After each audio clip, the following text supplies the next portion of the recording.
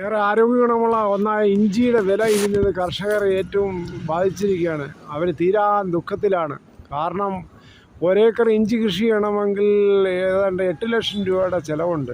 ഈ ചിലവെല്ലാം വളരെ നഷ്ടത്തിലായി. കഴിഞ്ഞ മാസം 1 കിലോ ഇഞ്ചി മേടിക്കണമെങ്കിൽ 400-350 രൂപയായിരുന്നു. ആ സമയത്ത് ഇപ്പോൾ ആ ഇഞ്ചിയുടെ വില 100-120 അങ്ങനെ കർഷകർ തീരെ വിഷമത്തിലാണ്. ഇഞ്ചി നട്ടവർക്കെല്ലാം അതിൻ്റെ ആദായം നല്ല രീതിയിൽ കിട്ടുമെന്ന് പ്രതീക്ഷിച്ചവരെല്ലാം വളരെ നിരാശയായി ഇപ്പോൾ ഇഞ്ചി കളച്ച് വിൽക്കുമ്പോൾ. ഇവിടുത്തെ മലയാളി കർഷകർ കർണാടകയിൽ കൂട്ടത്തോടെ പാട്ടത്തിനെടുത്ത് അവിടെ കൃഷി ചെയ്യാൻ പോകും. അവിടെ ആണെങ്കിൽ വെള്ളവും മറ്റും മോട്ടറും എല്ലാം ഫ്രീ ആണ്. അതുപോലെ നമ്മുടെ കേരളത്തിലും വെള്ളവും പിന്നെ ഈ ജൈവ വളങ്ങളും ഫ്രീ ആയിട്ട് കൊടുക്കണമെന്നാണ് കർഷകരുടെ ഇപ്പോഴത്തെ ആവശ്യം.